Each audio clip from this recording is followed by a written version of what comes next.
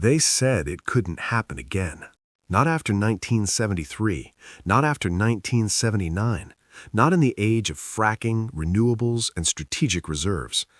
But on March 14th, 2028, the global economy will face an oil shock so severe, so perfectly engineered, that it will make the 1970s look like a minor inconvenience. And here's what nobody's telling you. It's already in motion.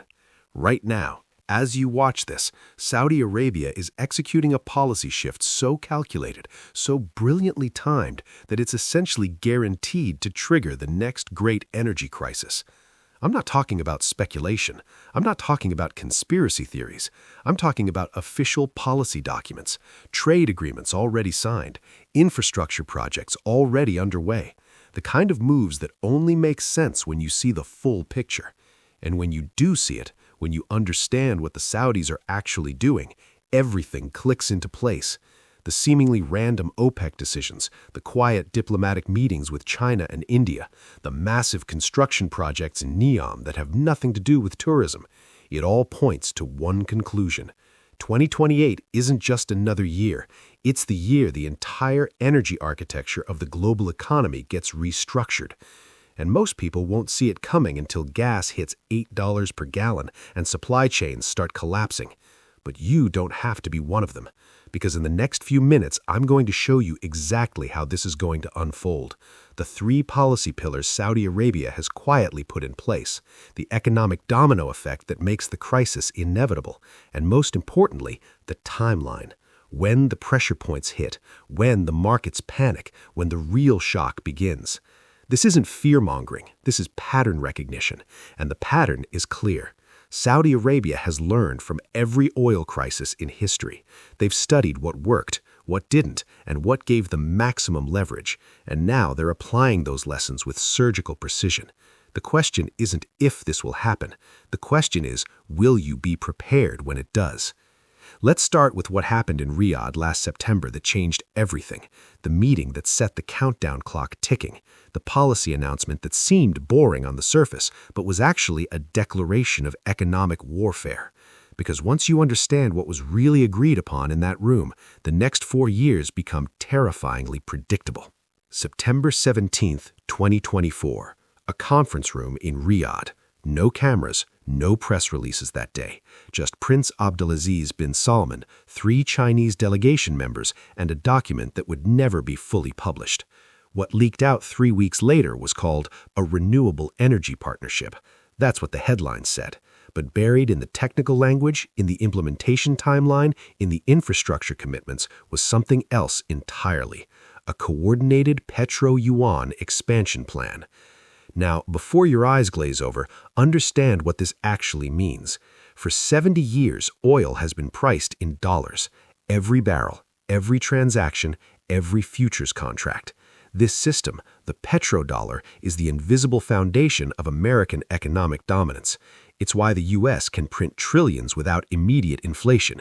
It's why the dollar is the global reserve currency. It's why America has geopolitical leverage that defies its actual economic fundamentals. And Saudi Arabia just agreed to systematically dismantle it. Not overnight, not with a dramatic announcement, but through a carefully orchestrated transition that accelerates every single year until 2028. Here's how it works. Phase 1, pilot programs, small percentages, testing the waters. Saudi Arabia sells 5% of its oil to China in yuan, then 8%, then 12%. Each increase seems incremental, barely newsworthy, but there's a multiplier effect nobody's calculating. Because it's not just China buying in yuan. The agreement includes provisions for yuan-denominated transactions with any country in China's Belt and Road Initiative. That's 150 countries, 60% of the world's population. And the timeline accelerates. By late 2026, the target is 30% of Saudi oil exports in non-dollar currencies. By 2027, it's 50%. And here's where the mathematics become brutal. Every percentage point that shifts away from the dollar doesn't just reduce dollar demand by that amount, it reduces confidence in the petrodollar system itself, which triggers capital flight, which forces the Federal Reserve into an impossible choice: raise interest rates to defend the dollar and crash the domestic economy, or keep rates low and watch the dollar's reserve status evaporate. There's no good option, and the Saudis know this. But why now? Why 2028 specifically? Because three other factors converge in that exact window. Factor 1, the Strategic Petroleum Reserve. After the emergency releases of 2022 and 2024, U.S. reserves will be at a 40-year low by 2027. We've drained the tank, and refilling it takes years, not months. Factor 2, global refining capacity. Between 2024 and 2027, 12 major refineries in Europe and North America are scheduled for closure or conversion to biofuel processing. The infrastructure to turn crude oil into gasoline, diesel, and jet fuel is literally being dismantled. Factor 3, OPEC Plus cohesion. Russia needs high oil prices to fund its war machine. Iran needs them to survive sanctions. Venezuela needs them to avoid total collapse. For the first time in decades, OPEC Plus members are perfectly aligned. They all benefit from the same strategy: reduce supply, increase prices, accelerate de-dollarization. And Saudi Arabia sits at the center of this perfect storm, with the power to open the taps or keep them closed. Now here's where it gets truly calculated. The Saudis aren't just reducing dollar dependence, they're building an entirely new economic architecture to replace it, something that makes them even more powerful in a post-dollar world. And the blueprint for this system is already under construction, literally right now, in the desert, rising from the sand. A city that's not really a city, an infrastructure project that's not really about infrastructure. It's called Neom, and what's being built there will make the 2028 oil shock inevitable. $500 billion. That's the official budget for Neom, a futuristic city in the Saudi desert that's supposed to be about tourism, technology, and sustainability. That's the story they're selling. But if you look at what's actually being built, the specific facilities, the energy infrastructure, the transportation networks, a very different picture emerges. Neom isn't a city of the future, it's a leverage machine for the oil shock. Let me show you what I mean. Component 1, the world's largest green hydrogen production facility. Scheduled completion, 2027. Capacity, 4 gigawatts, enough to produce 650 tons of hydrogen per day. Now, the official narrative is that this is about clean energy, diversification, moving beyond oil. But here's what they don't mention. Green hydrogen production is incredibly energy intensive. You need massive amounts of electricity to split water molecules. And where does that electricity come from in Saudi Arabia? Oil and gas plants. So you're burning hydrocarbons to create hydrogen that you'll sell as clean energy at premium prices. It's genius, really. You reduce oil supply to global markets, driving up prices. Then you sell hydrogen as the alternative at prices you also control. You win twice. But it gets better. Component 2, a dedicated port facility with direct pipeline connections to oil fields. This isn't a commercial port. It's not optimized for container ships or tourism. It's designed for rapid, high-volume energy exports to specific destinations: China, India, Southeast Asia, the Belt and Road countries, the ones who've agreed to buy in yuan. The infrastructure is being built for a post-petrodollar world where Saudi Arabia controls both the old energy economy and the new one. And the timeline is ruthlessly efficient. Everything goes operational between late 2027 and early 2028, right when U.S. strategic reserves are depleted, right when global refining capacity hits its lowest point, right when the percentage of non-dollar oil sales crosses 50%. But here's the element that makes this truly unstoppable. Component 3, the financial infrastructure. Buried in the Neom project is something called the Regional Digital Trade Hub. Sounds boring, right? Tech buzzwords. But what it actually is a yuan clearinghouse, a place where countries can settle oil transactions in Chinese currency without routing through Western financial systems. No SWIFT, no dollar intermediation, no U.S. oversight. It's a parallel financial system built specifically to facilitate de-dollarization. And once it's operational, there's no putting that genie back in the bottle. Countries will have a credible alternative to dollar-based oil trade, which means the U.S. loses its primary leverage tool. No more buy our oil in dollars or face consequences, because there's another option now, an option backed by the world's largest oil exporter and the world's largest oil importer working in coordination. Now, you might be thinking, won't the U.S. do something? Won't they intervene? And that's the beautiful part of the Saudi strategy. They've made intervention almost impossible because they've structured everything as commercial agreements and infrastructure projects. There's no overt hostility, no dramatic announcements, no sanctions to point to. Just business deals. How do you sanction an ally for building a hydrogen plant? How do you justify military action over a trade hub? You can't. So the U.S. is left watching as the foundations of its American economic dominance are systematically dismantled, one contract at a time, one pipeline at a time, one yuan transaction at a time. And by the time the consequences become undeniable, it's too late to reverse course. Which brings us to the timeline, the specific sequence of events that turns all of this from abstract policy into real-world crisis. Because it's not just about Saudi Arabia's moves, it's about how the market reacts when it finally understands what's happening. The panic buying, the futures contracts, the speculative spiral. And there's a specific trigger point, a moment when the financial world collectively realizes that the rules have changed. That moment comes in January 2028, with an announcement that seems routine but sets off a chain reaction that can't be stopped. January 12, 2028. OPEC Plus announces its quarterly production targets. On the surface, it's a standard meeting, the kind that happens every few months. But this time, there's a single line in the press release that changes everything. Production levels will be adjusted to ensure optimal market balance in non-dollar denominated transactions. 17 words. And with them, OPEC Plus officially acknowledges what's been happening in the shadows for 3 years. The de-dollarization of oil isn't a fringe experiment anymore. It's official policy. Within hours, currency markets start to convulse because traders suddenly realize what this means. If oil demand in dollars is falling, then global dollar demand is falling. And if dollar demand is falling, then holding dollars becomes riskier, which means selling dollars. Now, the dollar index drops 3% in a single day. Treasury yields spike as foreign investors dump U.S. bonds. And that's just the beginning. Because the real shock doesn't come from the announcement itself, it comes from what happens next. Within 48 hours, 7 countries announce new energy agreements with Saudi Arabia, all denominated in yuan, or rupees, or dirhams, anything but dollars.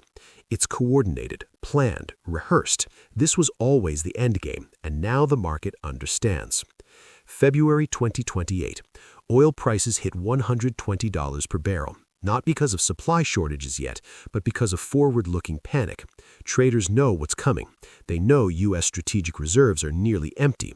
They know refining capacity is constrained. They know OPEC Plus has no incentive to increase production when they can get higher prices and accelerate de-dollarization simultaneously. So they buy futures contracts. Hedge funds pile in. Speculation drives prices even higher. $130. $140, $150, and then the real supply constraints kick in. March 2028, 2 things happen in the same week. First, Saudi Arabia announces that Neom's export facilities are now operational, which means they can redirect oil flows away from traditional Western markets and towards Belt and Road partners, away from dollars towards yuan. And second, the U.S. Strategic Petroleum Reserve hits a critical threshold, below 200 million barrels for the first time since 1983. There's no emergency supply left to release, no cushion, no backup plan, and the market knows it. Gas stations in California hit $8.89 per gallon. In New York, $7.45. In Texas, the heart of American oil country, $6.92. But it's not just gas prices. Diesel hits record highs, which means transportation costs explode, which means everything that gets transported, which is everything, gets more expensive. Groceries, electronics, clothing, medicine. Inflation, which had been cooling, roars back. The Fed faces the nightmare scenario: energy-driven inflation that can't be fixed with interest rate policy. Because the problem isn't demand, it's supply. And supply is controlled by countries that have every incentive to keep it tight. April 2028. The real chaos begins. Airlines start canceling routes, not because of lack of demand, because jet fuel costs make certain flights economically impossible. Trucking companies go bankrupt. Supply chains that were just starting to recover from the pandemic-era disruptions fracture again. Factories that depend on petroleum-based inputs, plastics, chemicals, synthetic materials, start scaling back production. And here's the vicious cycle. Economic slowdown reduces tax revenue, but the government needs more money, not less, because social programs are straining under inflation. So they borrow more, issue more treasury bonds. But who's buying? Foreign investors are already spooked by the dollar's decline. Chinese sovereign funds are parking money in yuan-denominated assets. Saudi Arabia is recycling petrodollars into infrastructure projects that further reduce dollar dependence. The buyers are gone, which means yields have to rise even higher to attract capital, which means debt service costs explode, which means either massive spending cuts or money printing. Both options are politically toxic. Both lead to social unrest. And that's when things get truly unpredictable, because economic crises don't stay economic. They become political, social, geopolitical. May 2028. Protests in major cities, not organized by any single group, just spontaneous rage at $8 gas and grocery bills that have doubled in 18 months. The political establishment, both parties, scrambles for solutions.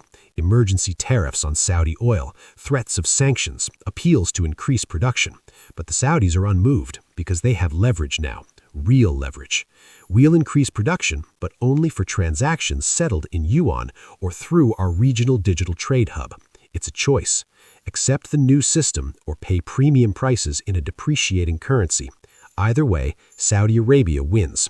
And the petrodollar system that's been the foundation of American power for 50 years, it doesn't collapse with a bang. It erodes, quietly, inevitably, until one day you wake up and realize the world runs on a different system now.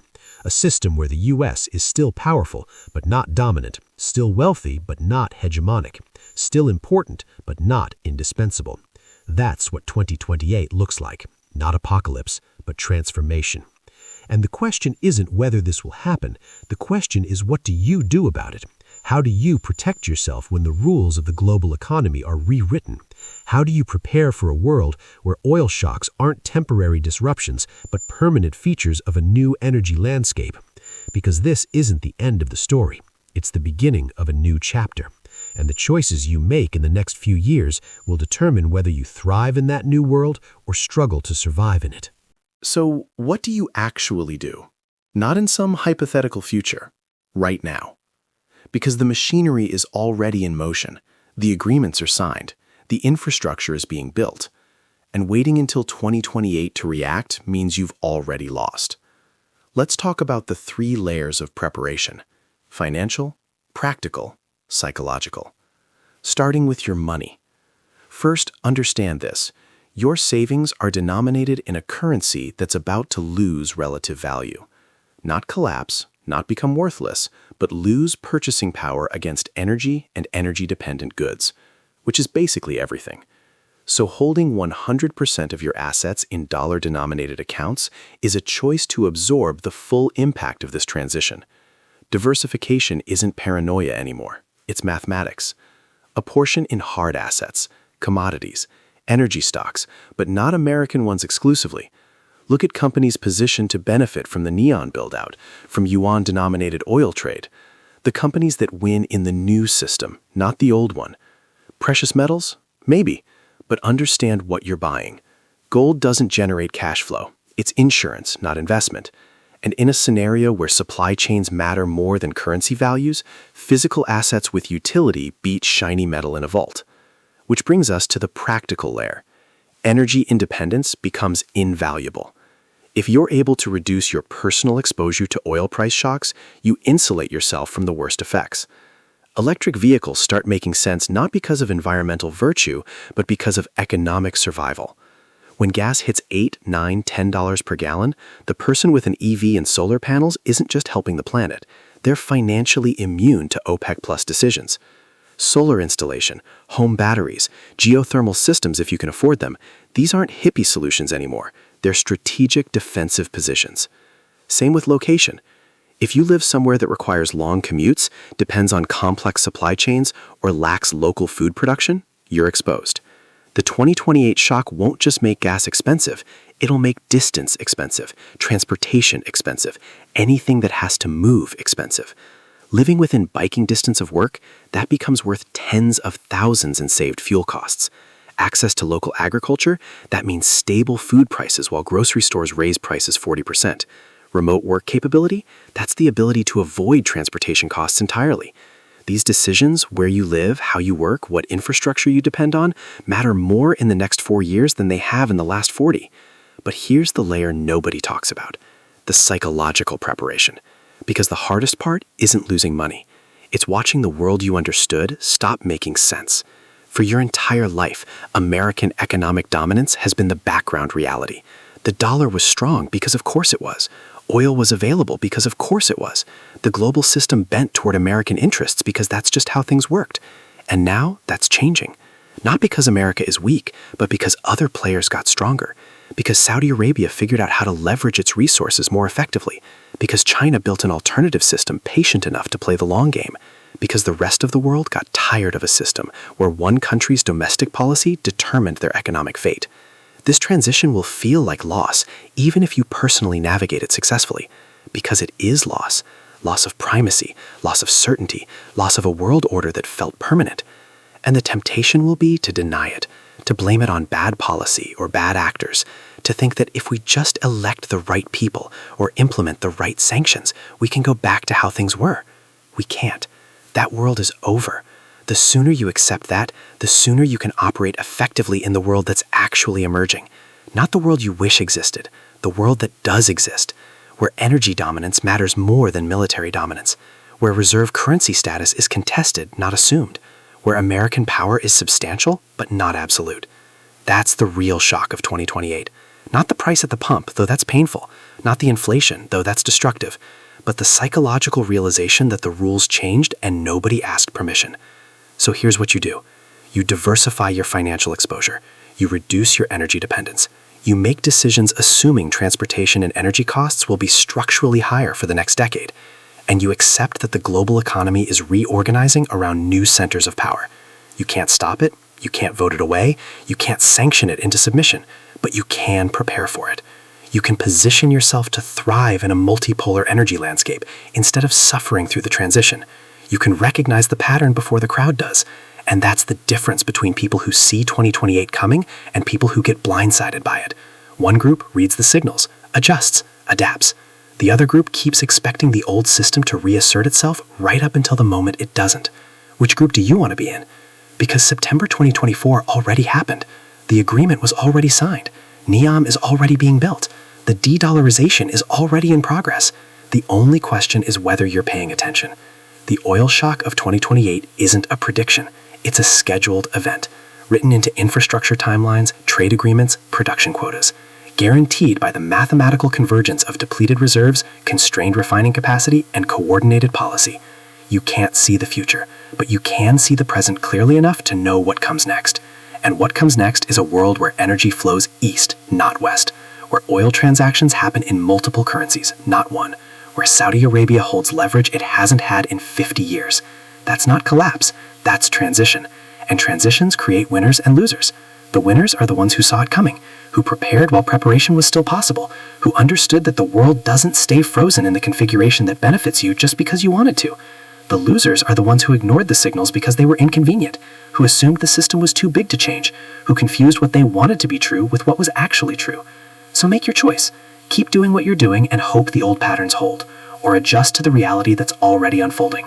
Because ready or not, 2028 is coming, and when it arrives, the only thing that will matter is whether you prepared for the world that exists or kept living in the world that used to.